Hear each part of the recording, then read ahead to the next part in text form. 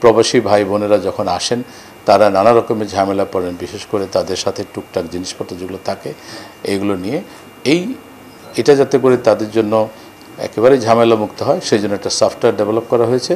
Baggage রুলসের আওতায় যে সকল পণ্য খালাস হবে সেগুলোকে দ্রুত এবং ঝামেলা মুক্তভাবে খালাস করার জন্য।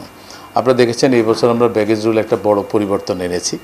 আমাদের বিশেষ করে যে সকল প্রবাসীরা দেশে আসেন এবং পরিজনের হতে স্বর্ণালঙ্কার নিয়ে আসেন, ওনারা বিনা ট্যাক্সে বছরে যতবার আসবেন সব মিলিয়ে বছরে 10 ভরির মতো স্বর্ণ ওনারা বিনা ট্যাক্সে আনতে পারবেন। এটা আমরা এই বছরের ব্যাগেজ রুলে নিয়ে আসছি।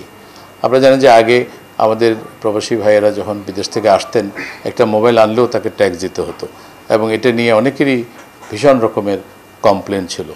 এই বছর আমরা সাধারণ যাত্রীদের জন্য বলেছি একটা মোবাইল বছরে উনি বিনা ট্যাক্সে আনতে পারবেন, কিন্তু আমাদের প্রবাসী ভাইয়েরা যারা আমাদের বিশেষ করে শ্রম জনশক্তি অধিদপ্তরের যারা কার্ডধারী, বিএমইটি কার্ডধারী, তারা 2টো মোবাইল পর্যন্ত আনতে পারবেন। তো এগুলো যাতে সুন্দরভাবে হয় সেই জন্য আমরা একটা সফটওয়্যার আজকে উদ্বোধন করলাম। এটা হচ্ছে ব্যাগেজ রুলস রিলেটেড একটা সফটওয়্যার।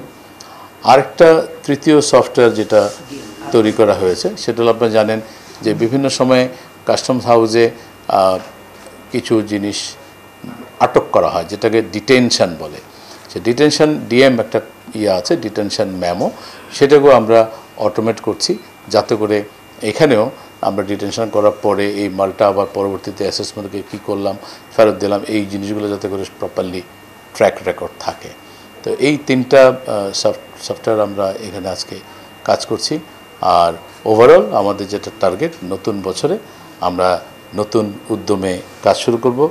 আমি একটু আগে রেভিনিউ ফিগার পেলাম, এটা নিয়ে আমাদের বেশি ছিল। অ্যাজ অফ নাও 30শে জুন পর্যন্ত আপনার সর্বশেষ যে ফিগার আমি দিয়েছিলাম মনে আছে কত বলছিলাম? 3,60,000 বলছিলাম। অ্যাজ অফ নাও আমাদের 3,68,177 কোটি টাকা 30শে জুন পর্যন্ত আদায় হয়েছে। আবারও বলছি 3,68,177। এটাও চেঞ্জ হবে, আর একটু বাড়বে, কারণ আমাদের বুক অ্যাডজাস্টমেন্টগুলো নর্মালি 1-2 সপ্তাহ সময় লেগে যায় গভর্নমেন্ট প্রজেক্টে। তাতে করে আমার ধারণা যে এটা আরও বাড়বে, মোটামুটি আমরা করতে পারি।